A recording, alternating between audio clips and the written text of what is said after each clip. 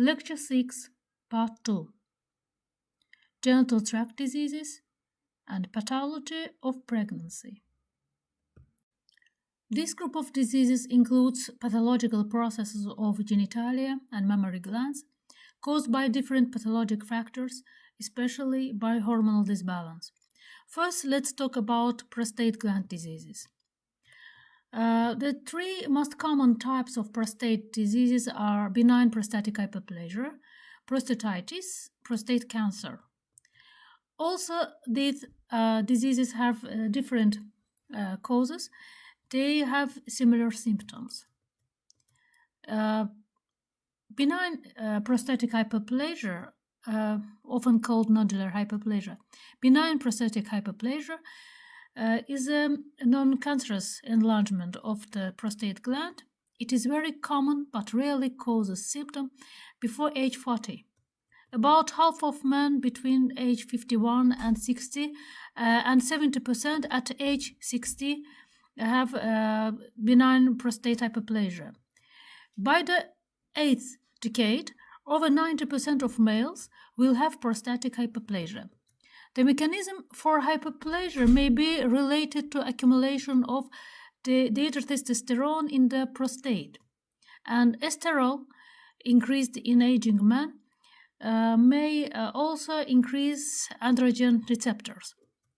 Clinical features are the following. The periurethral nodules may compress urethra and cause obstructive symptoms of urinary tract infection, obstruction, acute urinary retention, bladder hypertrophy, trabeculation. In severe prolonged cases, hydroureter with hydronephrosis and renal failure can develop. Symptoms of benign prostate hyperplasia include difficulty urinating, dysuria, an urge to urinate even when the bladder is empty, frequent urination, especially at night, nocturia, a week of intermittent stream of urine, and a sense of incomplete emptying when urinating. Morphology. The normal prostate is composed of glands and stroma. The fibromuscular stroma between the glands accounts for about half of the volume of the prostate. There is no distinct capsule. The urethra exists from the bladder and traverses the prostate before existing to the penile urethra. Macroscopically, the hyperplasia of the prostate has a large discrete periurethral nodules. Mean size of surgical prostatectomy specimen is approximately 100 gram, usually in transitional and periurethral zones, although enlarged prostate may compress other zones. Glandular hyperplasia is yellowish-pink, soft, oozing prostate fluids. Stromal hyperplasia is gray and tough. Microscopically, nodular prostatic hyperplasia consists of nodules of glands and interrunning stroma. Most of the hyperplasia is contributed by glandular proliferation, but the stroma is also increased and in rare cases may predominate. The glands may be more variable sized, with larger glands have more prominent papillary infoldings and cysts. Nodular hyperplasia is not a precursor to carcinoma. May associate with squamous metaplasia and infraction, but basal cell layer is continuous. Atypical adenomatous hyperplasia may be confused with carcinoma. According to structural element proliferating, there are the following histological variants of nodular prostatic hyperplasia: adenomatous hyperplasia, fibrous hyperplasia, sclerosing adenosis, muscular hyperplasia, leiomyoma-like nodules, and mixed hyperplasia. This is fibromyxoid nodules. Prostate adenoma is a very rare condition, and clinicians most commonly assume prostatic hyperplasia as adenoma. Note the difference from other adenoma types. There are the following forms: papillary adenoma, basal cellular adenoma, and salivary gland type adenoma. Hormonal regulation plays a great role in all periods of human life: puberty, pregnancy, menopause, etc. The various functions of the body are regulated by the nervous system and the hormonal system. Both these systems are involved in controlling the activity of the female reproductive system in a regular monthly menstrual cycle. The hormones controlling the female reproductive system include gonadotropin-releasing hormone is produced by the hypothalamus, gonadotropins, follicle-stimulating hormone, FSH, and luteinizing hormone, LH, are produced by the pituitary gland, estrogen and progesterone produced by the ovaries and the corpus luteum, and human chorionic gonadotropin produced by the placenta during pregnancy. Adrenals also have a great role in the female hormonal system. Any disturbance in regulatory system more frequently influences females than males, and this being the precancerous process serves as background for malignant tumors. The most frequent dyshormonal pathology of uterus is glandular hyperplasia of the uterine mucosa, otherwise endometrial cystic hyperplasia. This is proliferation of endometrial glands with an increase in the gland to stroma ratio compared to proliferative endometrium. The term endometrial hyperplasia includes lesions ranging from reversible glandular proliferations to direct cancer precursors. Incidence usually women in the early 50s. Endometrial hyperplasia occurs due to disturbances in synthesis of follicles, absence of ovulation, and corpus luteum, which leads to hormonal disbalance, usually resulting with prolonged estrogen excess in the following conditions. This is prolonged estrogen stimulation with reduced progesteronal activity, usually near menopause or associated with anovulatory cycles, polycystic ovarian diseases, ovarian granulosa cell tumors, estrogen replacement therapy without progestational agents. Also may be associated with high body mass index and obesity. These conditions can lead to metrorrhagia. This is uterine bleeding at irregular interval, and menorrhagia, excessive bleeding with the menstrual periods, or menorrhagia. Compare the normal and hyperplastic endometrium. Macroscopically, the large front of hyperplastic endometrium can be revealed, approximately 1.5 centimeter in thickness. Microscopically, the amount of endometrium is abnormally increased and not cycling as it should. Pay attention to normal microscopic slide. Endometrial thickening is happened at the expense of glandular structures and partly due to stromal elements. The glands are enlarged, elongated, and irregular with columnar cells, which have big cytoplasms and large dark nuclei.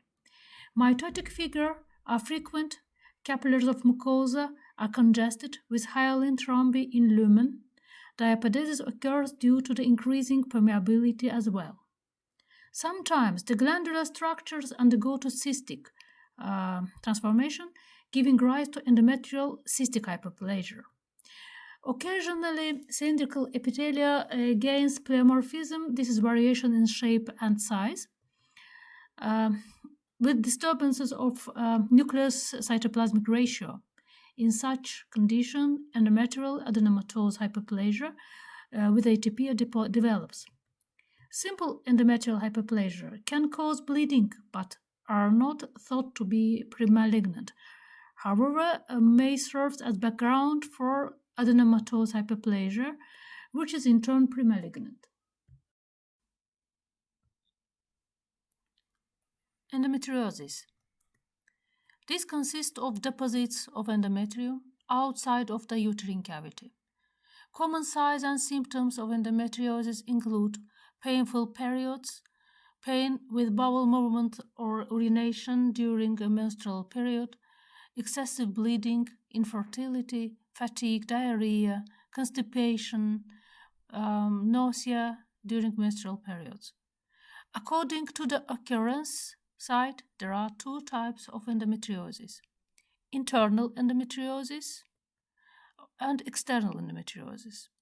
Internal endometriosis or adenomyosis, the most frequent type and characterized by occurrence of ectopic endometrial deposits in the myometrium. There is an accompanying overgrowth of muscle and connective tissue.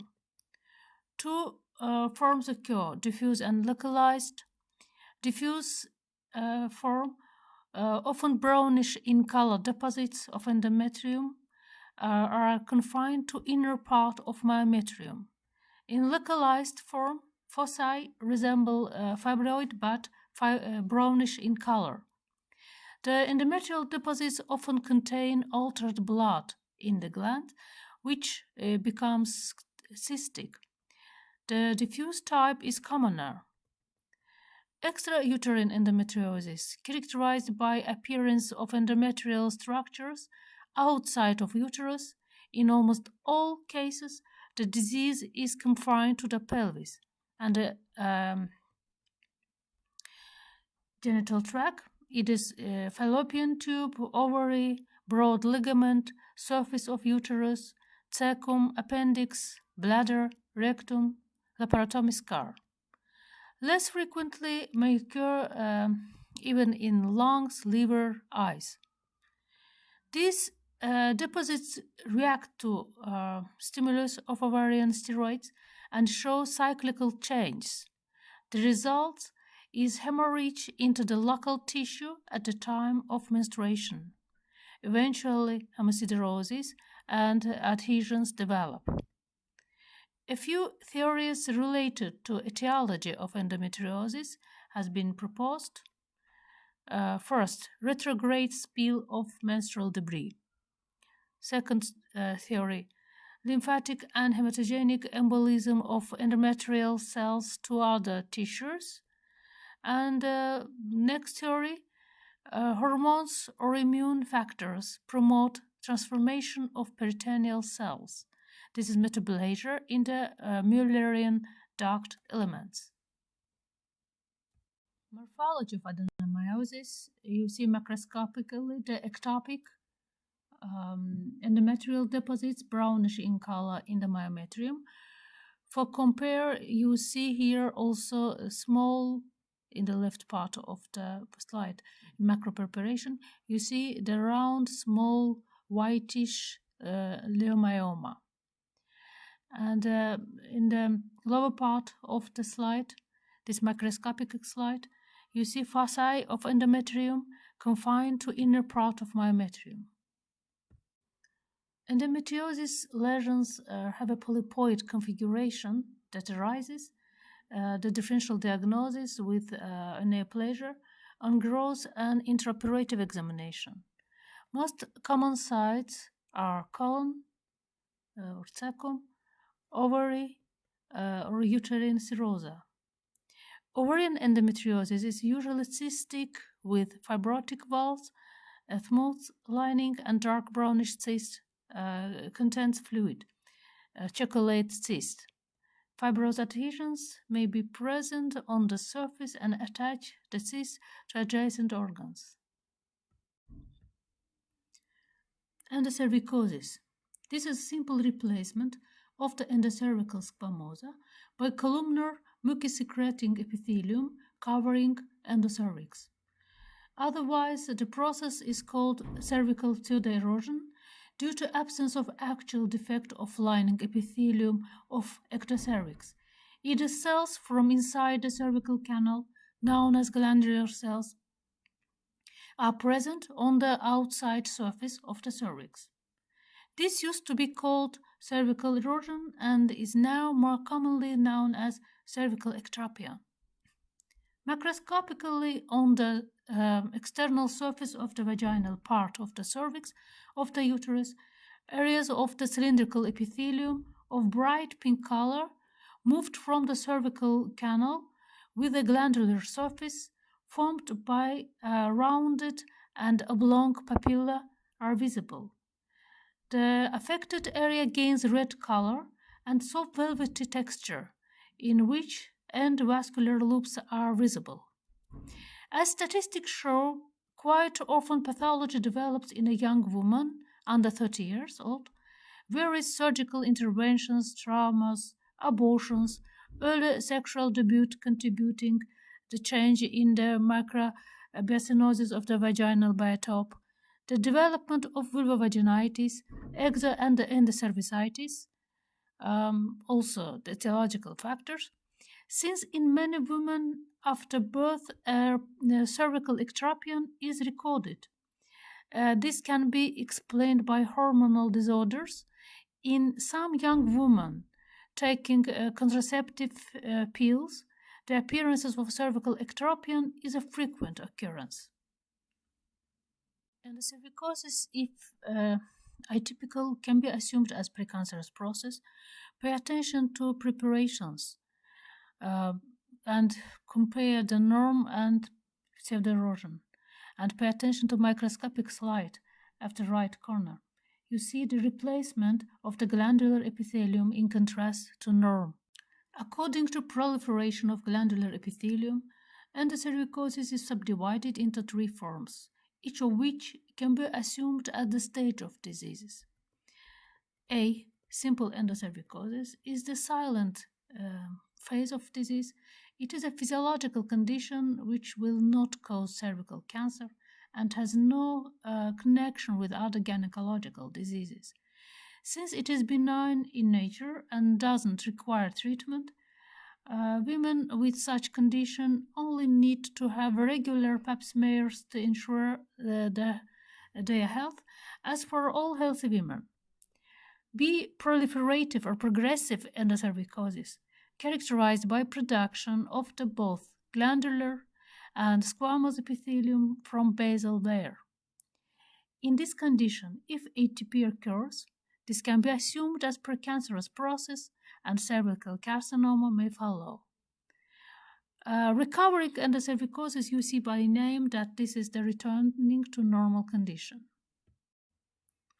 Leukoplakia, in Greek, leukos, white, plakos, plaque, is common in hormonal and neurotrophic disturbances, sexual infection diseases.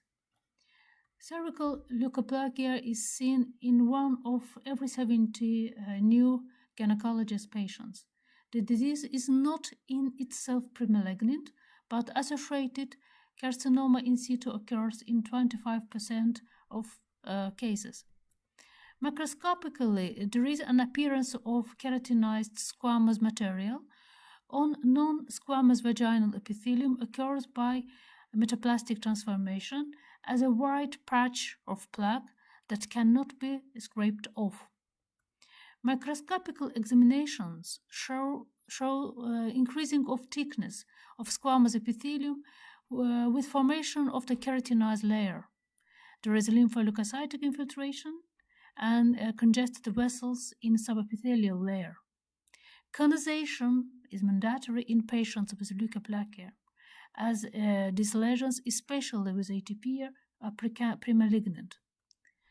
What is the conization? Cervical conization refers to an excision of the cone-shaped samples of tissue from the mucous membrane of the cervix. Conization may be used either for diagnostic purpose as part of a biopsy or for therapeutic purposes to remove precancerous cells. The white plaque recurs in 90% of these patients after excisional biopsy, however, and they should be considered candidate for hysterectomy. Tumors of uterus. Uterine epithelial tumors have been classified as follows. According to histogenesis, organ-specific epithelial tumors, hydatiform mole, chorioepithelioma. This group of tumors are called trophoblastic disease of uterus. non-organ-specific epithelial tumors, and according to character, both may be benign and malignant. Benign, non-specific epithelial tumors are papilloma, polyp, etc. All malignant epithelial tumors are called cancers. According to localization, tumors of uterine body, tumors of uterine cervix. Such division of uterine cancer is been not only on localization. These two types differ in etiology, pathogenesis, background risk factors, and clinical manifestations. Gestational trophoblastic disease is a group of rare tumors that involve abnormal growth of cells inside a woman's uterus. The term gestational refers to pregnancy, and gestational trophoblastic disease begins in the layer of cells called the trophoblasts that normally surrounds an embryo.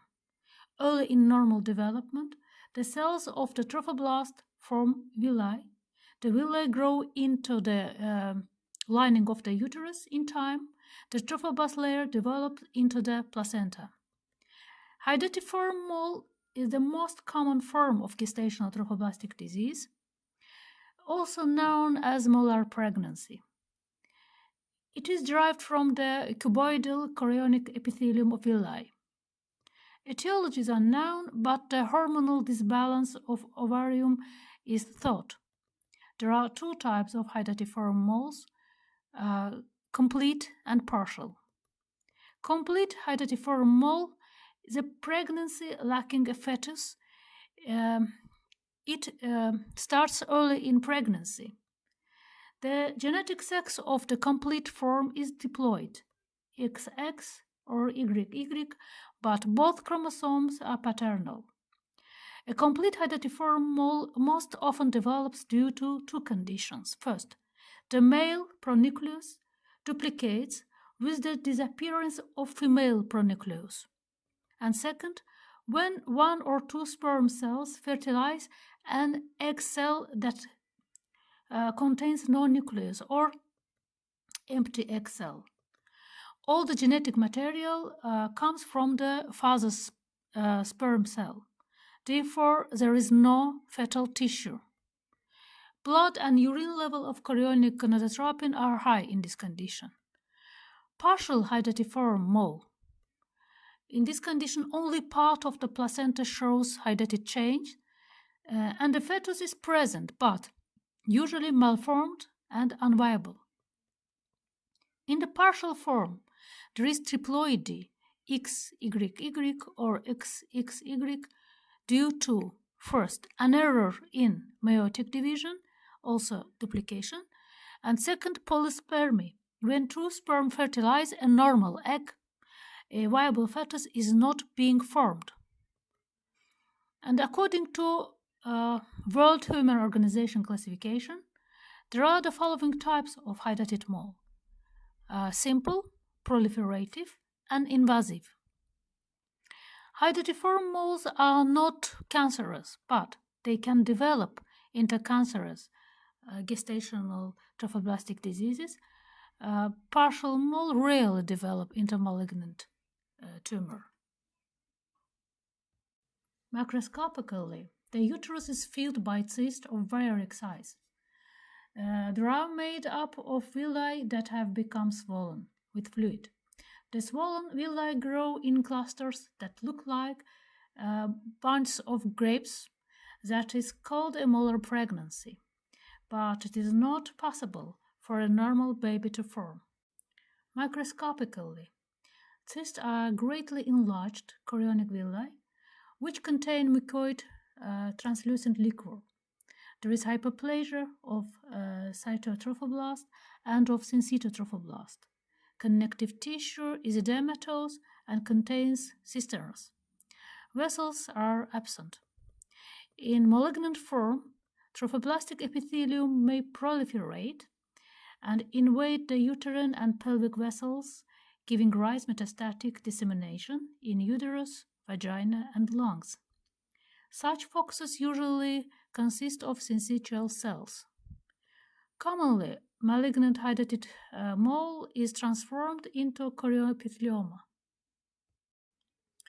Choriocarcinoma, otherwise malignant placentoma or chorioepithelioma, is a malignant form of gestational trophoblastic disease derived from placental epithelium. It is much more likely than other types of gestational trophoblastic disease to grow quickly and spread to organs away from the uterus. Half of all gestational chorioepitheliomas start off as smaller pregnancy. About 1/4 develop in women who have a miscarriage, intentional abortion, or ectopic pregnancy. Another quarter develop after normal pregnancy and delivery. Really, choriocarcinomas that are not related to pregnancy can develop. These can be found in areas other than the uterus and can occur in both men and women. They may develop in the ovaries, testicles, chest, or abdomen. In these cases, a mixed germ cell tumor develops. Women of reproductive age can be involved, rarely occurs in young girls and postmenopausal women. Most commonly, symptom is vaginal bleeding. Patients can also have symptoms due to the hypersecretion of chorionic gonadotropin. Macroscopically, tumor is evident as bulky, destructive single to multiple dark masses in uterus with extensive central hemorrhage and a variable amount of necrosis. Tumor may arise in extrauterine sites such as the fallopian tube and ovary, which are common sites of ectopic pregnancy. Microscopically, tumor may be differently infiltrative or may have cohesive sheets of trophoblastic malignant trophoblasts. Presence of marked central hemorrhage and necrosis, striking cytoplasmic atypia, and numerous mitotic figures are seen. Lymphovascular invasion is common. Characteristically, there is absence of stroma, vessels, chorionic villi. Presence of villi excludes choriocarcinoma. Untreated choriocarcinoma characteristically presents with early hematogenic metastasis, invading blood vessels, and early metastasis in lungs, causing pulmonary insufficiency. The other common metastatic sites include brain, liver, kidney, and bowel. The high blood and urine concentration of chorionic gonadotropin are used to monitor progress and treatment. Carcinoma of uterine cervix. Cancer of the cervix is commonest in 4th and 5th decades of women's life. This type of cancer cannot occur de novo. It is without presence of previous precancerous lesions, dyshormonal and inflammatory diseases of cervix as endocervicosis, polypi, leukoplakias, cervicitis, etc. It is rare in virgins. In etiology, HPV is a very common cause of cervical cancer, and most people with papillomavirus never develop cancer. This means other factors, such as environment or lifestyle choices. Risk factors for cervical cancer include many sexual partners. The greater number of sexual partners, the greater chance of acquiring HPV. Early sexual activity, having sex at an early age, also increases the risk of HPV. Other sexually transmitted infections, such as chlamydia, gonorrhea, syphilis, and HIV, also the risk of cancer. A weakened immune system. Women may be more likely to develop cervical cancer if their immune system is weakened by another health condition. Smoking is associated with squamous cell cervical cancer. A higher incidence due to multiple and early parturition. Exposure to miscarriage, prevention drug, and have an increased risk of certain types of cervical cancer called clear cell adenocarcinoma. The site of the growth has no relationship to the histological type. Types of cervical cancer determine prognosis, and treatment. The main types of cervical cancer are squamous cell carcinoma. Most cervical cancers, in 95% of cases, are squamous cell carcinomas, which is usually originated by ectocervix and has the exophytic growth. Adenocarcinoma, 5%, develops from mucus-secreting glandular epithelial cells, and solid masses invaded the stroma. Clear cell carcinoma or mesonephroid cancer occurs in young females. Non-differentiated tumors, much more dangerous cancer, and mixed cancer, sometimes both types of cells are involved.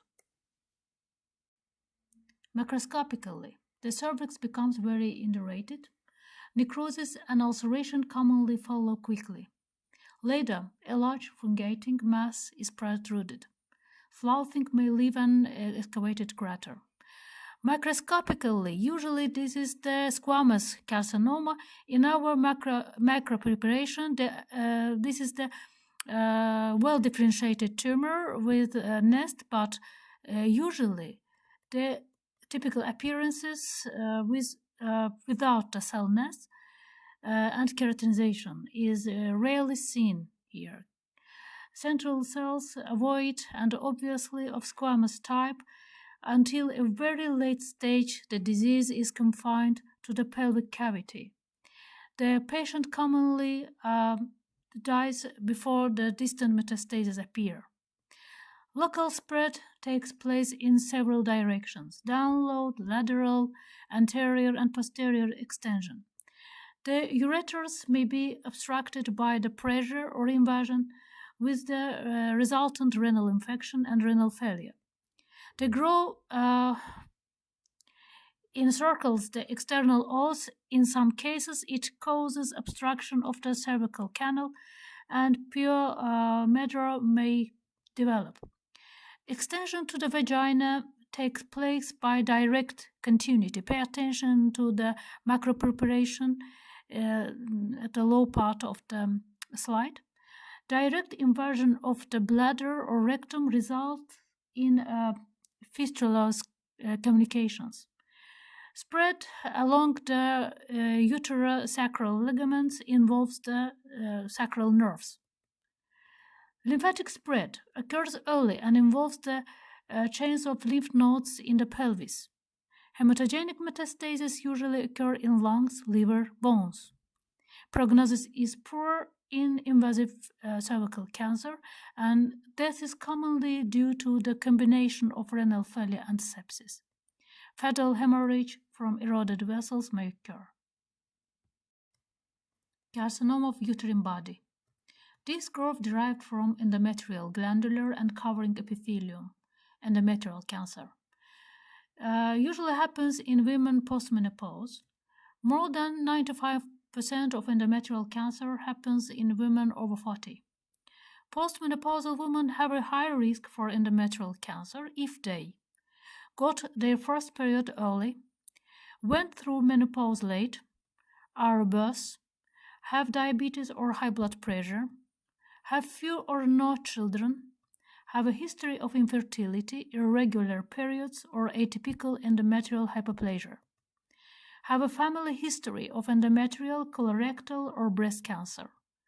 There is some evidence that estrogen may be an etiological factor. An increased incidence occurs in association with estrogen-secreting tumors of the ovary. Estrogen therapy and contraceptive pill usage is associated with an increased incidence. Have a hyperplasia of endometrium and polyposis of mucosa. Macroscopically, the large polypoid endometrium with the yellow necrotic areas is seen. Macroscopically, the diagnosis of carcinoma is based on features indicative of invasion into the surrounding mesenchyme. Adenocarcinoma is the usual type of the uterine carcinoma with the exophytic growth. Focus of carcinoma has a round or ovoid shape with a smooth or convex outer contour. and is entirely or mostly composed of neoplastic glandular epithelium. Growth can be well, moderately, or poor differentiated adenocarcinomas. Sometimes anaplastic growth are not uncommon. Carcinoma is confined to the endometrium. It grows initially within the endometrial layer, bulging into the uterine cavity, as you see in the picture. Surface necrosis occurs at an early date. Areas of squamous metaplasia are relatively common. The endometrium possesses no lymphatics, and invasion of the myometrium takes place slowly. Local extension may take place in several directions toward tubes, uterus, parametrium, cervix, vagina, and bladder. Lymphatic metastases are early and occur to regional lymph nodes, for example, para-aortic nodes, internal iliac nodes, etc. And hematogenic metastases also occur. At a later date, secondaries may appear in the liver, lungs, and bones. This may be the result of lymphatic or blood spread. Prognosis: the occurrence of bleeding early in the disease leads to early diagnosis. Lack of lymphatics in the endometrium limits extension for a considerable time. There is a 5-year survival rate of at least 80%. The main use of cytodiagnosis lies in the detection of suspicious cells in smears for healthy women, leading to further examination and possible detection of dysplasia or carcinoma in situ.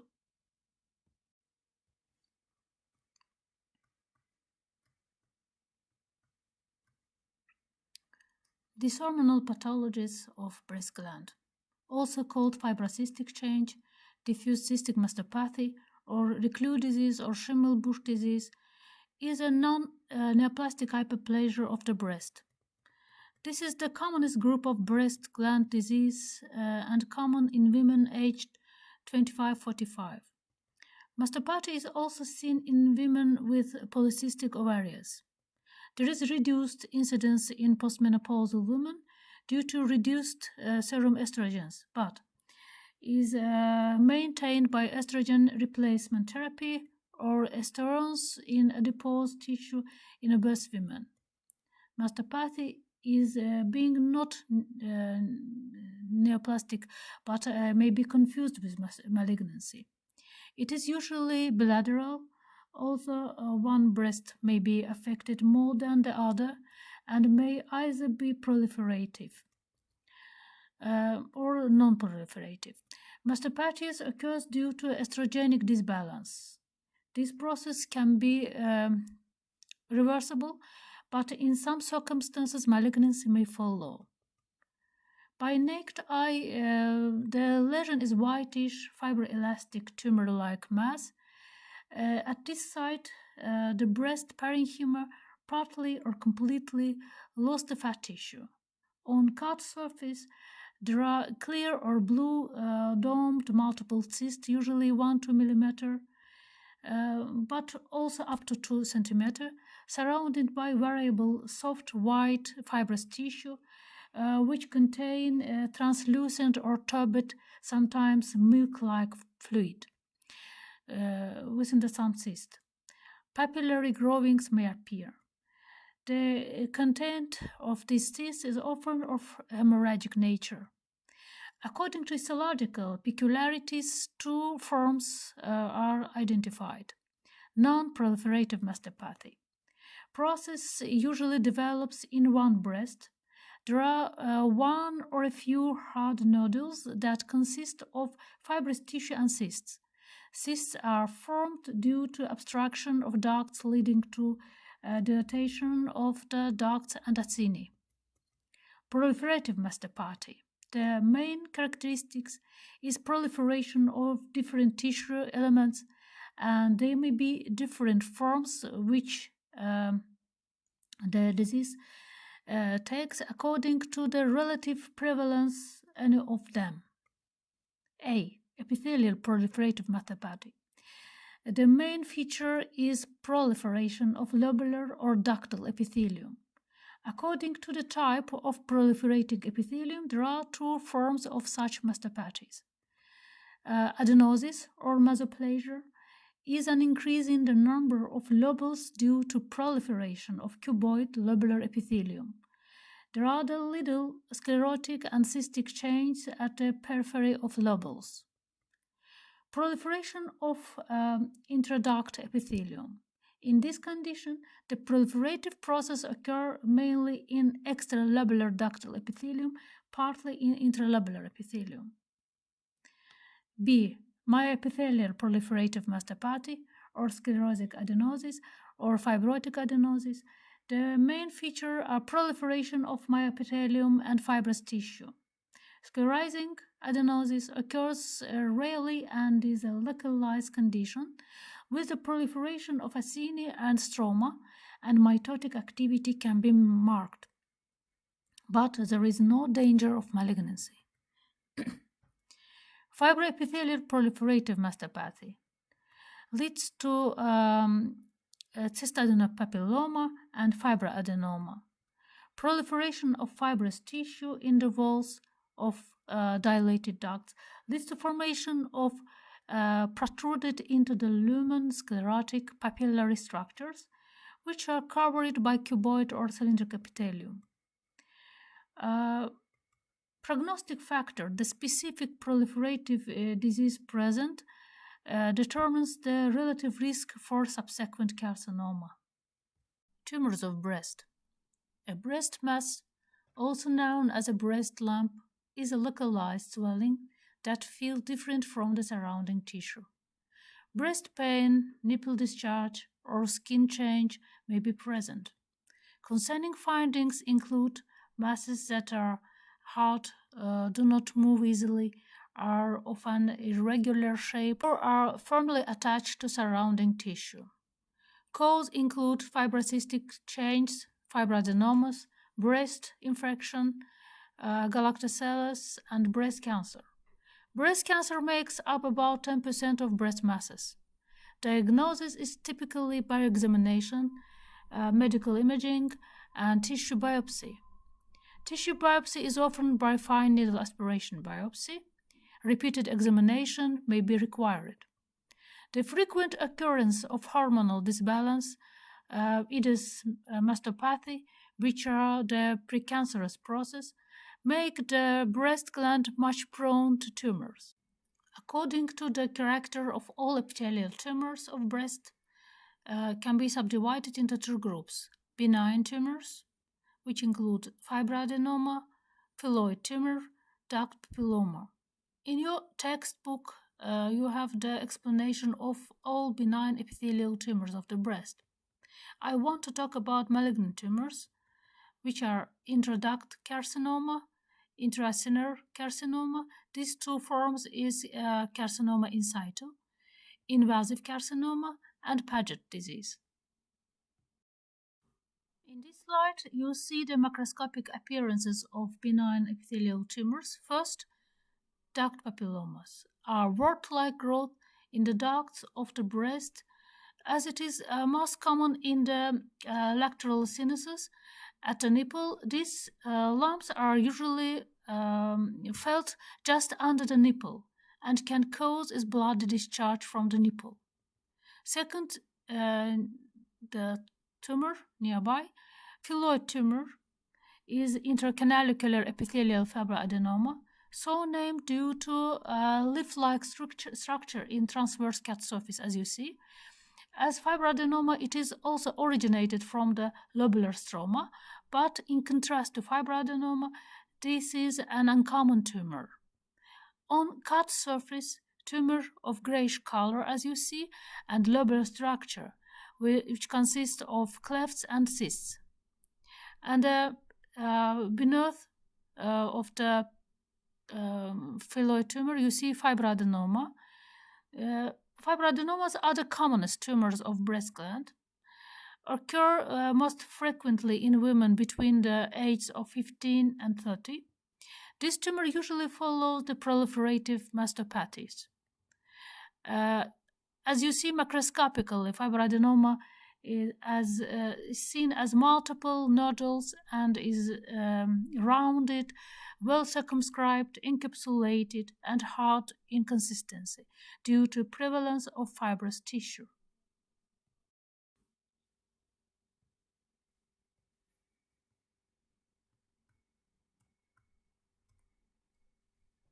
Breast carcinoma. Invariably, breast carcinoma is the commonest in women and also becomes frequent among males. The tumor is mainly found in the later decades, but it is not uncommon in younger women.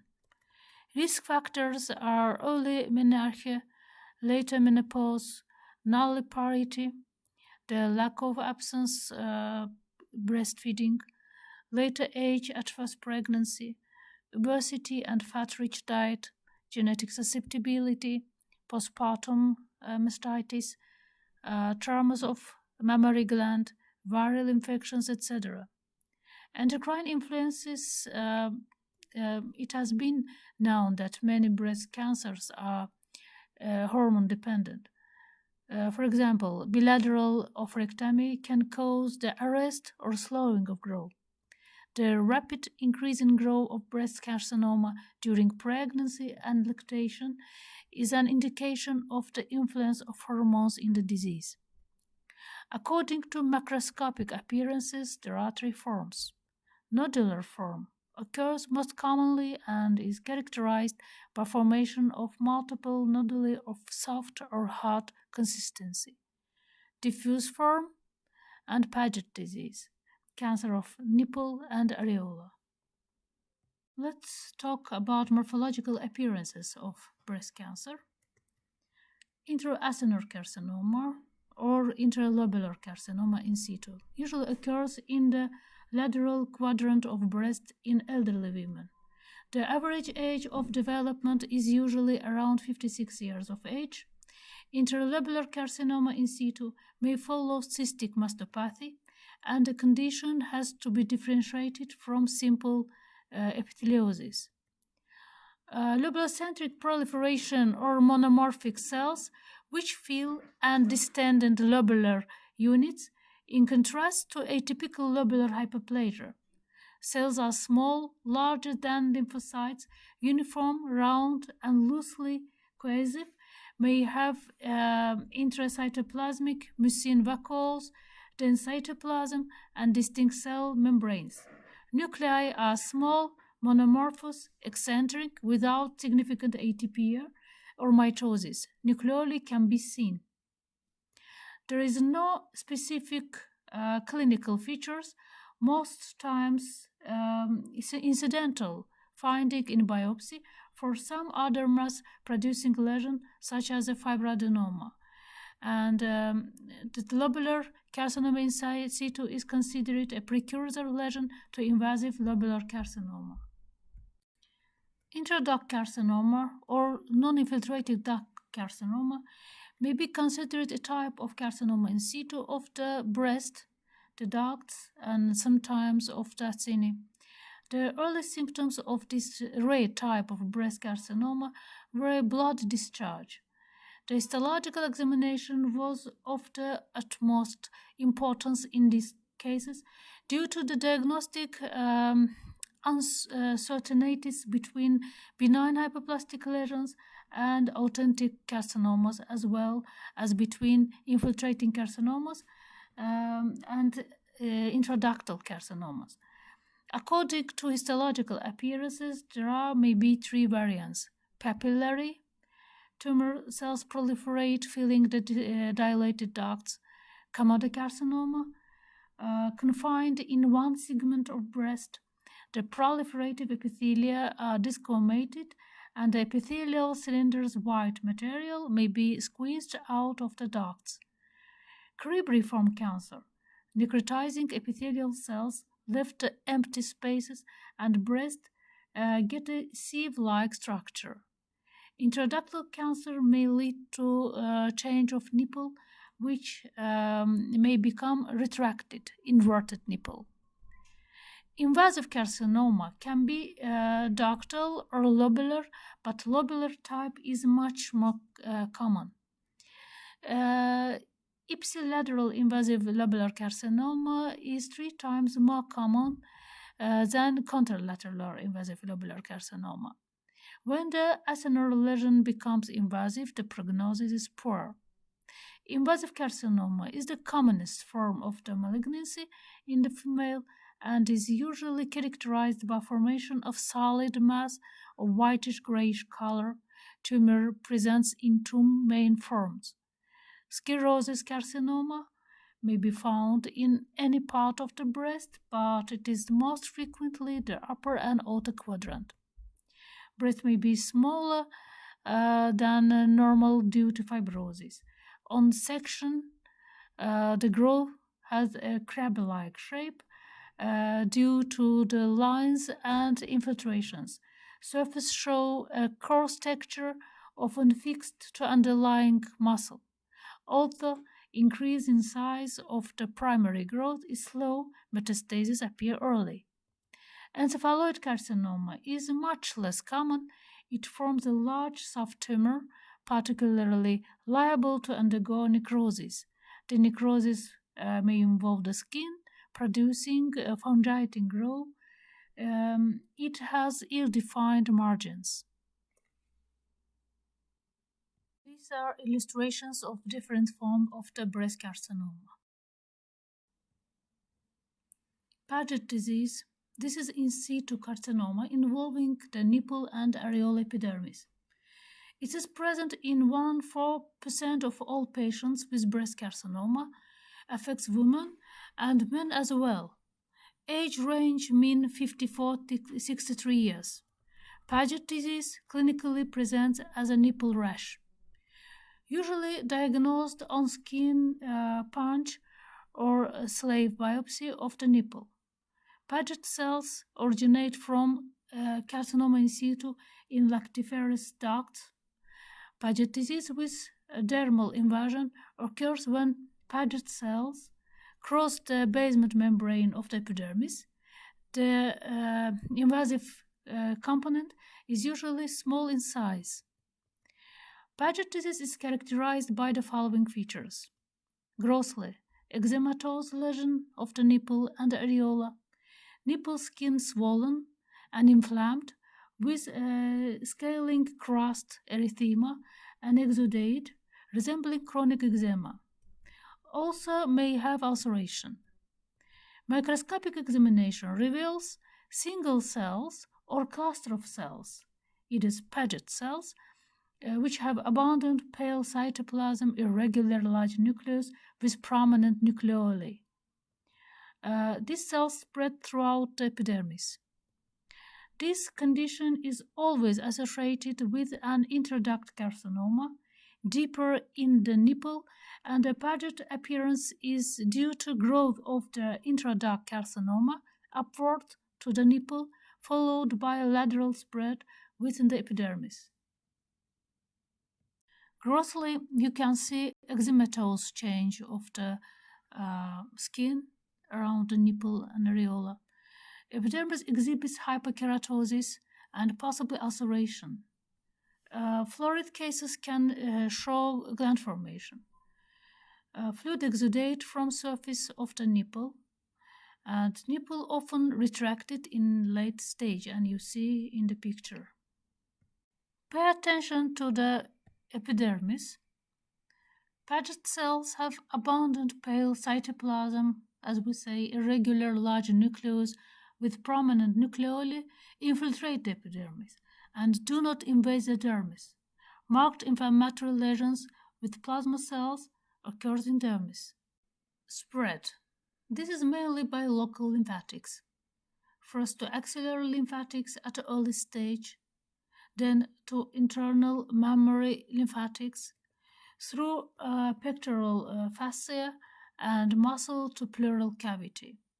At a later date, skin lymphatics may be invaded, causing local erosion, widespread lesion, skin becomes stiff and board-like, Blockage of lymphatics lead to edema of the skin. Ultimately, secondaries may appear in many viscera and in bones, especially the thoracic and lumbar spine. Pathology of pregnancy. Pregnancy or gestation is the period between conception and birth of baby. A pregnancy of normal gestation is approximately 40 weeks. Disorders developing during pregnancy are termed pathologies of pregnancy. The most important pregnancy pathologies are gystosis, abortions, placentary polyp, trophoblastic diseases. Toxemia of pregnancy or gystosis.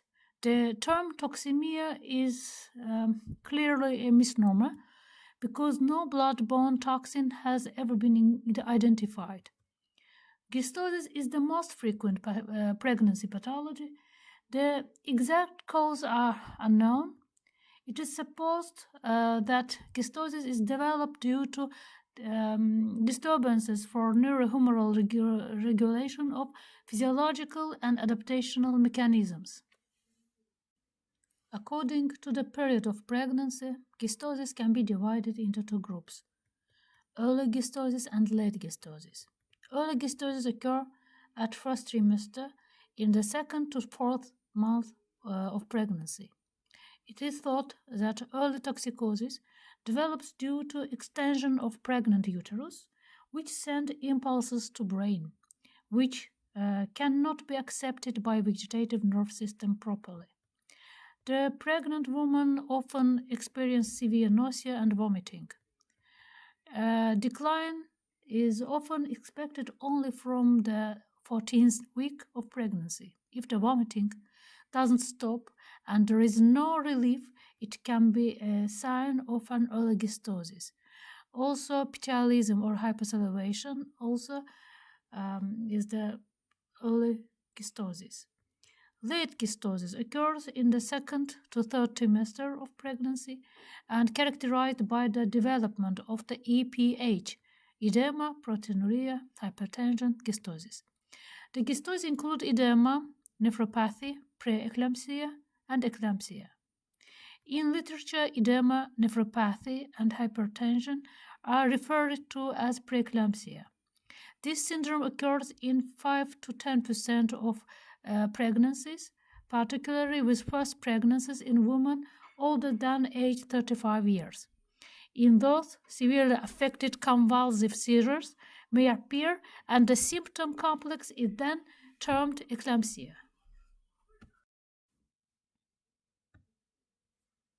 Eclampsia occurs in association with a preeclampsia. Eclampsia may occur 30% during the pregnancy, 20% in parturition, and 50% postpartum. Eclampsia may lead to disseminated intravascular coagulation with widespread ischemic organ injuries, and so eclampsia is potentially fatal if not treated promptly. Morphological change.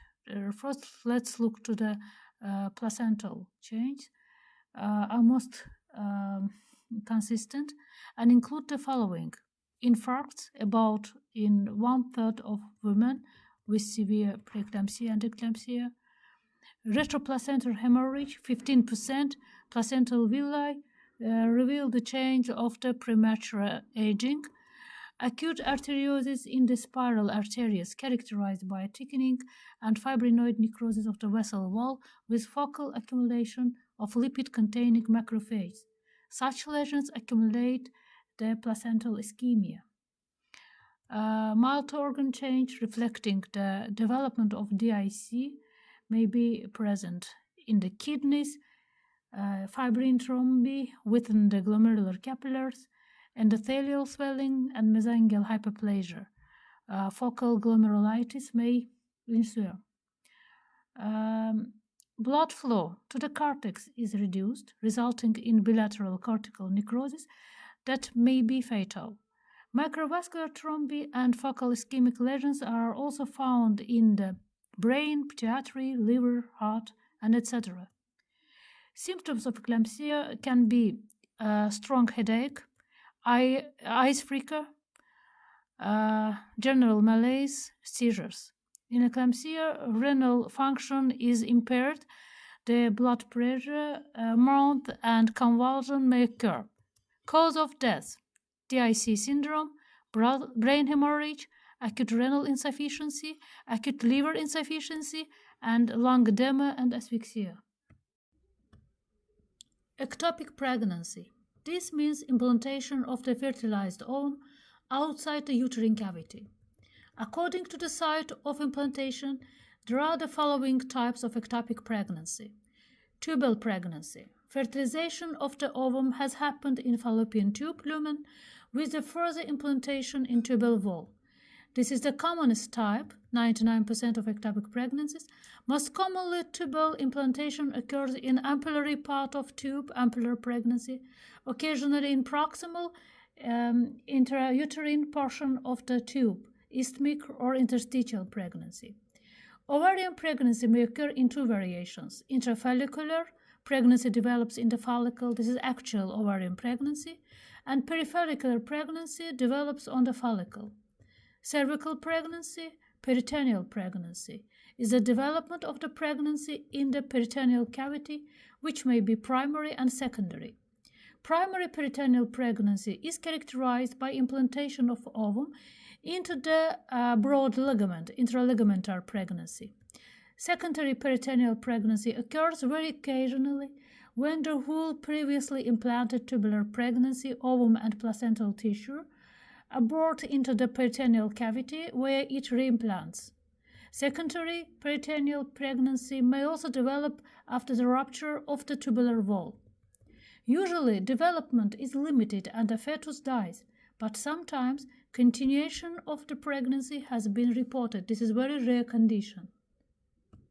Etiology. The cause of ectopic pregnancy is the slowing of movement of fertilized ovum along the tube towards the uterine cavity, retention and implantation outside of uterus. Most commonly, the tube has been previously damaged by inflammation, salpingitis, malformation, and infantilism of genitalia, tumors, sclerotic change, abortions, leading to partial blockage of the tube.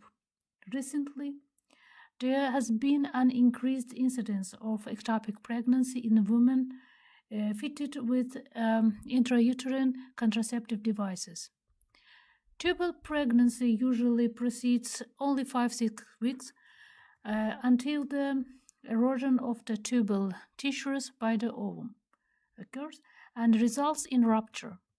Rupture of an ectopic pregnancy may be catastrophic, with the sudden onset of the intense abdominal pain and size of an acute abdomen, often followed by shock. Prompt surgical intervention is necessary. Tubal abortion is characterized by the extrusion of an ectopic product of conception implanted in the fallopian tube through the abdominal ostium into the peritoneal cavity. It can be either complete or incomplete and may lead to severe bleeding. Secondary peritoneal pregnancy results in death of fetus. The dead fetus undergoes to dehydration and mummification. Fetus papyraceus in Greek. On the other hand, fetus may undergo to dystrophic calcification. Lithopedion develops. In this slide, in the top of the slide, you see the localization sites of the extrauterine pregnancy. Beneath, you see the rupture of the fallopian tube in the tubal pregnancy, and in the low part of the slide, you see the microscopical appearances of tubal pregnancy. In the right part of the slide, you see the computerized tomography and X-ray imaging of the extrauterine pregnancy. And in the right corner, you see lithopedion. At the center, fetus papyraceus, mummification of the dead fetus.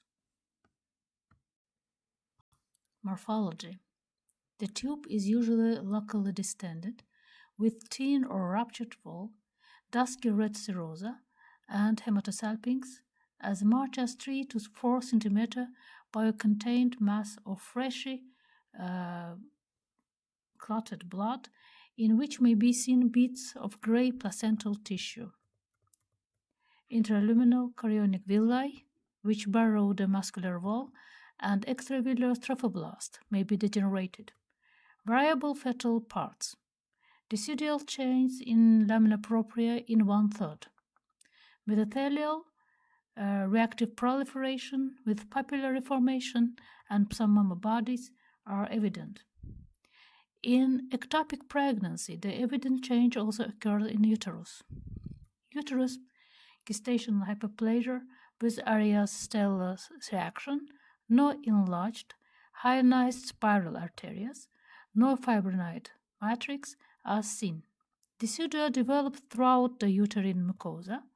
Similar change are seen in the other intact tube as well.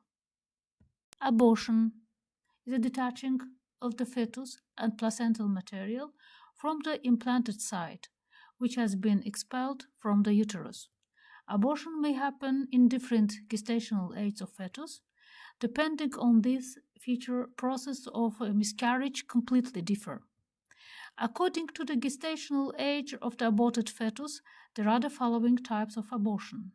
Early abortion, the loss of fetus during 14 weeks of gestation. Late abortion, a pregnancy demise between 14 and 28 weeks. The both types are called miscarriage or spontaneous abortion. Pregnancy losses after the 28 weeks are categorized as preterm deliveries. Preterm deliveries following birth, assessing an infant's weight, length, head circumference, condition of skin, hair, reflexes, muscle tone, posture, and vital signs can provide a relative or developmental gestational age. Infants born before 37 weeks are considered premature. Infants born after 42 weeks are considered postmature. But the developmental gestational age may not match the calendar gestational age. For example, an infant born with a gestational age of 36 weeks may actually have a developmental gestational age of 38 weeks, and therefore behave more like a term infant than a premature infant. According to the character, there are the following types of abortions: spontaneous and artificial abortions. Spontaneous abortion is the loss of the fetus during pregnancy due to the natural causes. The usual cause is fetal death. Such death is typically the result of the chromosomal or developmental abnormality. Other potential causes include infections, maternal anatomic defects, endocrine factors, immunologic factors, and maternal systemic diseases. The rate of spontaneous abortions approximately 15% and usually occurs between the 7th and 12th week of pregnancy. Artificial or elective or therapeutic abortion is the deliberate termination of a pregnancy by clinician in clinic. Criminal or illegal abortion is a termination of a pregnancy outside of clinic in unsuitable conditions. Significant numbers of premature babies born at 23 weeks now survive. Current laws allow babies to be aborted at up to 24 weeks. Improvements in neonatal care are likely to reopen abortion limit debate. Thank you for attention.